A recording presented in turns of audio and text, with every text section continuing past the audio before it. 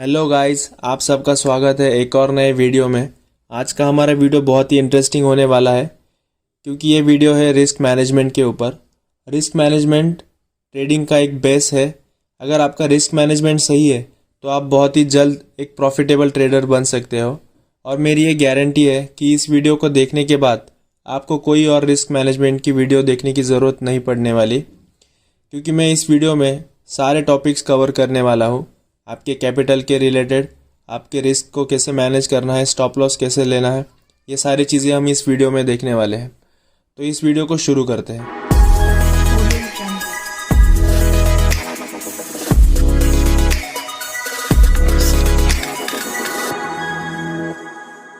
हम risk management के सारे टॉपिक्स को वन बाय वन देखते हैं। सबसे पहले हम देखते हैं रिस्क पर trade and risk to reward क्या होता है। रिस्क पर ट्रेड मतलब आप अपने कैपिटल के अकॉर्डिंग किसी पर्टिकुलर ट्रेड में कितने रुपए का रिस्क ले रहे हो। फॉर एग्जांपल, मेरा कैपिटल यहाँ पर 1,00,000 रुपए है, तो मुझे 1,00,000 रुपए पर किसी एक ट्रेड में कितने रुपए का रिस्क लेना चाहिए। इसके लिए कुछ क्राइटेरिया है। जैसे अगर मैं एक बिगिनर हूँ तो बिगिनर के लिए रिस्क पर ट्रेड होता है 1% ऑफ ओवरऑल कैपिटल। मतलब अगर मेरा कैपिटल 1,00,000 रुपए का है तो मैं 1,00,000 रुपए पर 1% की रिस्क लूँगा अगर मैं स्टॉक मार्केट में न्यू हूँ। ये कैपिटल मैंने सिर्फ और सिर्फ एक्सप्लेन करने के लिए, कैलकुलेशंस को इजी रखने के लिए लिया है। आपका कैपिटल कुछ भी हो सकता है, 10,000, 5,000 या 50,000। उसके अकॉर्डिंग आप उसका 1% लेकर उस 1% पर किसी एक ट्रेड में रिस्क ले सकते हैं। वही अगर मुझे स्टॉक मार्केट में कुछ एक्सपीरियंस हो चुका है, मैं 1-1.5 साल से स्टॉक मार्केट में काम कर रहा हूँ और मेरी एक्यूरेसी भी बढ़ चुकी है, तो मैं यहाँ पर रिस्क को थोड़ा सा बढ़ाकर 2% कर सकता हूँ। मतलब अगर 10 में से मेरे 6 या 7 ट्रेड्स टारगेट तक जा रहे हैं तो मैं अपने रिस्क को बढ़ाकर 2% कर सकता हूँ। वही अगर मुझे स्टॉक मार्केट में काफ़ी दिन हो चुके हैं और जो मेरी एक्यूरेसी है वो भी काफ़ी बढ़ चुकी है, तो ऐसे कंडीशन में मैं अपने रिस्क को बढ़ाकर 5% तक कर सकता हूँ। ये 5% रिस्क सिर्फ प्रो ट्रेडर्स के लिए होती है। बिगिनर्स के लिए सिर्फ 1% रिस्क इसीलिए है क्योंकि आप 1,00,000 रुपए पर कम से कम 100 ट्रेड्स तो कर ही सकते हैं, और 100 ट्रेड्स करते करते आपको काफ़ी अच्छा एक्सपीरियंस भी मिल जाएगा और आप स्टॉक मार्केट में बारे में भी काफ़ी चीज़ें सीख सकते हो। वही अगर आपने ऑप्शंस में या किसी भी और सेगमेंट में 1,00,000 रुपए के ऊपर 10%, 12% के रिस्क ली तो आपका कैपिटल वाइप आउट होने में सिर्फ और सिर्फ 10 ट्रेड ही बहुत हो जाते हैं। और ज़्यादातर बिगिनर्स डायरेक्टली ऑप्शन में एंट्री करने के बाद अपने कैपिटल पर रिस्क को मैनेज नहीं करते और उसी वजह से उनका कैपिटल पूरी तरह से वाइप आउट हो जाता है और वो सिर्फ अपने ट्रेडिंग अकाउंट को टॉपअप कराते रह जाते हैं।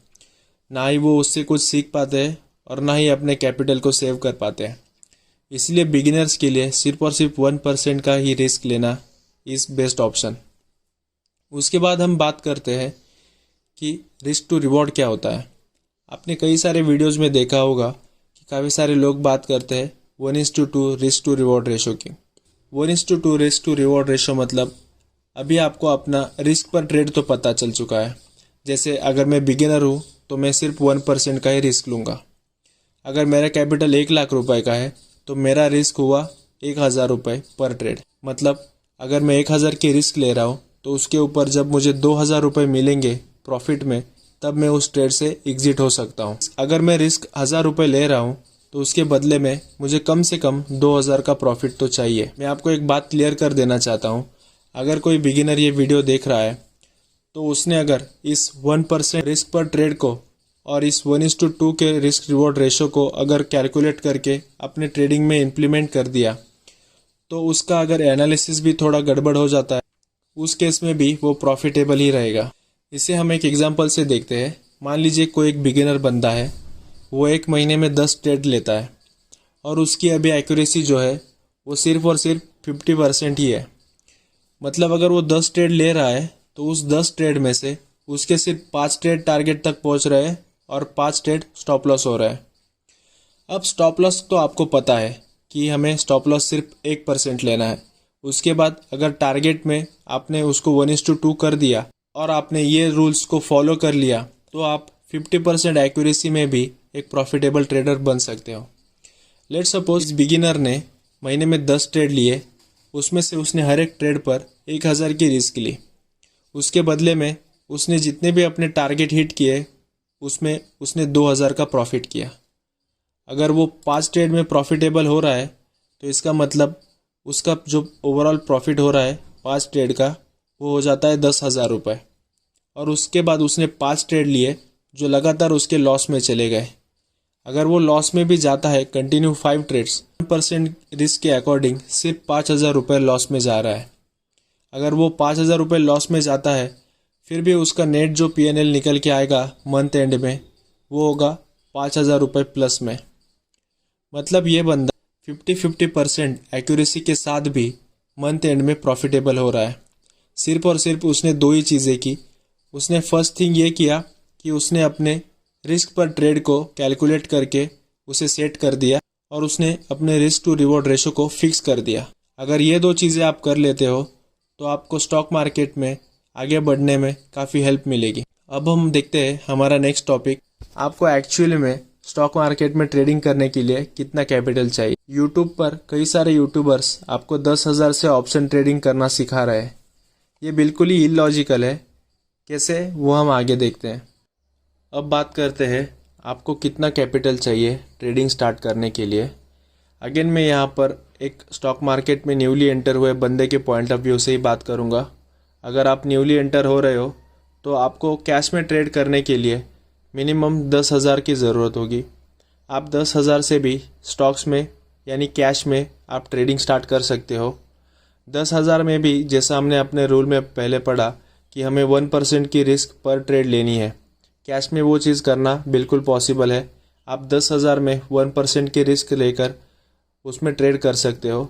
जैसे जैसे आपका एक्सपीरियंस गेन होता जाएगा, आपकी एक्यूरेसी बढ़ेगी, वैसे आप इसमें कैपिटल भी ऐड कर सकते हो। अब बात करते हैं फ्यूचर एंड ऑप्शंस की। बहुत सारे यूट्यूबर्स बताते हैं कि आप 10,000 से ऐसी स्ट्रैटेजी यूज़ करो तो आप प्रॉफिटेबल हो सकते हो, 10,000 में ये स्कैल्पिंग स्ट्रैटेजी यूज़ करो तो आप प्रॉफिटेबल हो सकते हो। लेकिन लॉजिकली अगर हम बात करें तो 10,000 से ऑप्शन ट्रेडिंग स्टार्ट करना एक बिल्कुल ही बेवकूफ़ी भरा काम है। अगर आपका एक भी stop loss future and options में हो जाता है तो उसके बाद आप ट्रेडिंग ही नहीं कर सकते उस 10,000 के साथ। आपको फिर से अपना जो डीमैट अकाउंट है उसे टॉपअप कराना ही पड़ेगा। उसका सिंपल सा रीज़न यही है कि आप जब भी फ्यूचर एंड ऑप्शंस में बाइंग करते हो वहाँ पर एक फिक्स लॉट साइज़ होता है, उसके अकॉर्डिंग ही आपको बाइंग करनी पड़ती है। अगर आप 10,000 रुपये लेकर ऑप्शंस में घुस जाते हो, आप निफ्टी और बैंक निफ्टी में तो ट्रेड कर पाओगे, लेकिन वहाँ पर सिंगल एक स्टॉप लॉस कम से कम 800 से 1,000 रुपये का हो जाता है। और 10,000 के हिसाब से 1,000 रुपये अगर लॉस हो जाते हैं तो आपका कैपिटल का 10% सीधे सीधे एक दिन में लॉस हो रहा है। अगर 10% का लॉस एक दिन में हो रहा है तो 2 ट्रेड लॉस होने के बाद आप एक भी ट्रेड ऑप्शन ट्रेडिंग में नहीं कर सकते। वो 10,000 रुपये आपको फिर से रिफ़िल करने पड़ेंगे अपने डीमैट अकाउंट में। उसी छोटी अमाउंट पर ऑप्शन कंटिन्यू करते हो तो आपको कंटिन्यू लॉसेस होंगे और वही कैपिटल आपका ब्लो आउट होता रहेगा। ऑप्शन ट्रेडिंग एक्चुअली कब करनी चाहिए? जब आप स्टॉक्स में काफ़ी प्रॉफिटेबल बन चुके हो। जैसे कि मैंने इस चैनल पर सबसे पहले वीडियो बनाई थी option trading versus stocks trading. उसमें मैंने क्लियरली सारी चीज़ें बताई थी कि क्यों हमें स्टॉक्स करना चाहिए स्टार्टिंग में, ऑप्शन ट्रेडिंग नहीं करनी चाहिए। काफ़ी सारे यूट्यूबर्स ने ये परसेप्शन बना रखा है कि आप 10,000 से भी 1,00,000 रुपये बना सकते हो। ये बिल्कुल ही मिथ है। यहाँ पर आप ऐसा कुछ भी नहीं कर सकते। ये एक प्रोफेशनल बिजनेस है। यहाँ पर आप सट्टे जैसा काम करोगे तो आपके 10,000 एक दिन में भी ज़ीरो हो सकते हैं। आप 10,000 से 1,00,000 कभी भी नहीं बना सकते। आप 10,000 से ट्रेडिंग ज़रूर सीख सकते हो और स्टार्टिंग में जितना आप कैपिटल कम रखोगे उतना आपके लिए बेनिफिशियल रहेगा। धीरे धीरे आपका एक्यूरेसी जैसे बढ़ेगा वैसे वैसे आप कैपिटल इसमें बढ़ाते जाओ। और जो ऑप्शन के लिए यहाँ पर मैंने लिखा है 1,00,000 का कैपिटल मिनिमम चाहिए। 1,00,000 का कैपिटल आपने ट्रेडिंग अकाउंट में रखते हो, उसके बाद आप एक लॉट से ट्रेडिंग कर सकते हो निफ्टी और बैंक निफ्टी में। वहाँ पर आपका अगर आप 1,00,000 कैपिटल से निफ्टी और बैंक निफ्टी करते हो तो हमारा जो फर्स्ट रूल था रिस्क पर ट्रेड जो कि था 1% का, उस हिसाब से आप निफ्टी और बैंक निफ्टी में ट्रेड कर पाओगे। लेकिन फिर भी मैं यही कहूँगा, अगर आप न्यू हो तो स्टॉक्स में और कैश में ही ट्रेड करो। भले आप 10,000 से स्टार्ट करो, कोई प्रॉब्लम नहीं है। अब हम देखते हैं कि कैसे हम हमारी रिस्क पर ट्रेड को, जो कि हमने देखा था 1%, उस 1% को हम हमारे स्टॉक्स में एंट्री टाइम पर स्टॉप लॉस के अकॉर्डिंग कैसे एडजस्ट करके क्वांटिटी डिसाइड कर सकते हैं। क्योंकि सारा खेल तो क्वांटिटी का है। अगर हम क्वांटिटी कम ज़्यादा करते हैं तो हमारा लॉस भी ऑटोमेटिक कम ज़्यादा हो जाता है। रिस्क पर ट्रेड के अकॉर्डिंग अपनी क्वांटिटी डिसाइड करने के लिए एक सिंपल सा फॉर्मूला होता है। अब मेरा यहाँ पर कैपिटल जो है वो 1 लाख रुपीज़ का है। मुझे पता है कि मुझे 1 लाख रुपए पर 1% की रिस्क लेनी है, जो कि होता है 1,000 रुपये 1 लाख रुपए का।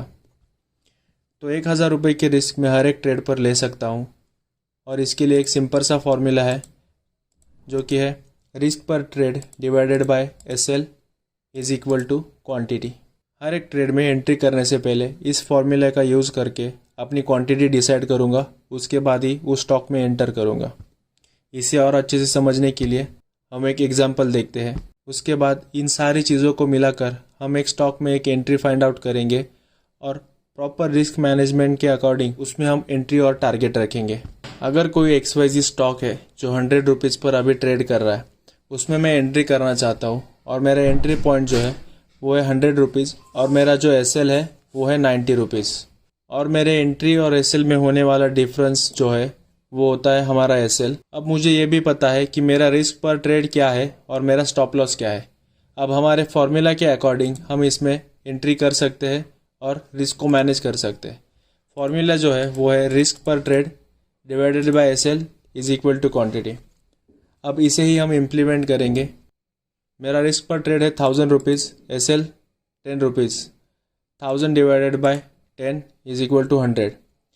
अब मैं इस स्टॉक में 100 क्वांटिटीज़ ले सकता हूँ, और इस 100 क्वांटिटी में अगर मेरा स्टॉप लॉस भी हो जाता है तो मेरा जब लॉस होगा वो होगा बस 1,000 रुपये, और जो मेरा प्रॉफिट होगा वो 1:2 रेशो के अकॉर्डिंग 2,000 रुपये होगा। मतलब जितने की हम रिस्क ले रहे हैं उससे डबल टारगेट। अब हमने अभी तक जितनी भी सारी चीज़ें देखी, उन सारी चीज़ों को एक साथ लेकर हम किसी स्टॉक में एक एंट्री फाइंड आउट करते हैं और सारी चीज़ों को वहाँ पर इम्प्लीमेंट करते हैं। ये एक ऑरो फार्मा का स्टॉक है, फार्मा सेक्टर का। यहाँ पर मुझे लग रहा है कि प्राइस इस ट्रेंड लाइन के ऊपर जा सकती है। इसमें मैंने काफ़ी मल्टीपल चीज़ों को भी नोटिस किया है, जैसे कि ये 20 EMA, ये डिमांड जोन वगैरह। इस 20 EMA का यूज़ कैसे करना है इसके बारे में मैंने इसलिए पिछली वाले वीडियो में पूरे डिटेल में बताया है, आप वो वीडियो भी जाकर देख सकते हो। अब मुझे ये लग रहा है कि ये स्टॉक यहाँ से इस तरह से ऊपर जा सकता है और इस ट्रेंड लाइन को ब्रेक कर सकता है। अब मैं चाहता हूँ मैं इसमें एंट्री करूँ, और मेरा स्टॉप लॉस इसमें रहेगा इन 2 कैंडल्स के नीचे। मतलब अगर मैं यहाँ पर एक पोजीशन अप्लाई करूँ तो यहाँ पर होगी मेरी एंट्री, और ये होगा मेरा स्टॉप लॉस, और इससे 1:2 रेशो में होगा मेरा टारगेट, जो कि होता है यहाँ पर। अब जबकि मुझे पता है कि मेरी रिस्क पर ट्रेड जो है वो है 1,000 रुपये, मैं 1,000 रुपये की रिस्क यहाँ पर ले सकता हूँ। मेरा रिस्क पर ट्रेड जो है वो है 1,000 रुपये, मैं 1,000 रुपये की रिस्क यहाँ पर ले सकता हूँ। और अभी यहाँ पर जो स्टॉप लॉस है वो बन रहा है 43 रुपीज़ का। आप यहाँ पर क्लियरली देख सकते हैं, स्टॉप पर यहाँ पर लिखा हुआ है नीचे 43 रुपीज़। मैं इसे सिंपली उस फॉर्मूला में डालूंगा, जो कि है रिस्क पर trade divided bye stop loss. अब रिस्क पर ट्रेड हमारी होती है 1,000 रुपये, 1,000 रुपये डिवाइडेड बाय 43, ये आता है 23। आंसर कुछ पॉइंट्स में भी आ रहा है, इस पॉइंट के बाद के नंबर्स को आप इग्नोर कर सकते हो। आप ये देखिए कि इसका जो क्वांटिटी अभी निकल के आ रहा है वो है 23। अब मैं इस स्टॉक के 23 शेयर्स बाय करूंगा, जिसमें मेरा स्टॉप लॉस रहेगा 1,000 रुपये का। और अगर स्टॉप लॉस मेरा हिट हो जाता है तो मेरे सिर्फ 1,000 रुपये जाएंगे, और अगर टारगेट मेरा हिट हो जाता है तो मुझे इसके बदले 2,000 रुपये भी मिल जाएंगे। तो इस तरह से आप अपने ट्रेडिंग में इसे यूज़ कर सकते हो, तो अपने रिस्क को पूरी तरह से मैनेज कर सकते हो। अगर आप इस रूल के साथ चलोगे तो आपकी ट्रेडिंग जर्नी जो है वो बहुत सिंपल हो जाएगी, और आपका एनालिसिस थोड़ा ऊपर नीचे भी हो जाता है तो रिस्क मैनेजमेंट के साथ आप उसे मैनेज कर सकते हो और अपना कैपिटल भी सेव कर सकते हो। बस मैं एक ही चीज़ कहना चाहूँगा, जो ऑप्शंस में ये रिस्क मैनेजमेंट बिल्कुल भी फॉलो नहीं होता है, उसके लिए आपको बहुत सारा कैपिटल का रिक्वायरमेंट हो जाता है, तभी आप वहाँ पर रिस्क को मैनेज कर पाओगे। लेकिन हर एक के लिए 1 लाख या 2 लाख का कैपिटल ला पाना बहुत मुश्किल हो जाता है। 10,000 10,000 इस तरह का ही कैपिटल लेकर मार्केट में आते हैं, तो उनके लिए वो भी बहुत बड़ी बात होती है। तो उस कैपिटल को सेव करना भी एक चैलेंजिंग बात बन जाती है। तो इस ज़रिए आप अपने कैपिटल को भी सेव कर सकते हो और एक लंबे समय तक स्टॉक मार्केट में काम कर सकते हो। जैसे जैसे आपका एक्सपीरियंस गेन होता जाएगा, वैसे ही आप अपना कैपिटल भी बढ़ा सकते हो और रिस्क भी बढ़ा सकते हो। आज के वीडियो में बस इतना ही। आपको ये वीडियो अच्छा लगा हो तो वीडियो को प्लीज़ लाइक कीजिए। जो भी स्टॉक मार्केट में न्यू है, सीखना चाहते हैं, उनके साथ इस वीडियो को शेयर कीजिए और चैनल को सब्सक्राइब करना ना भूलें। मैं मिलता हूँ आपसे अगली वीडियो में एक नए टॉपिक के साथ। तब तक के लिए गुड बाय।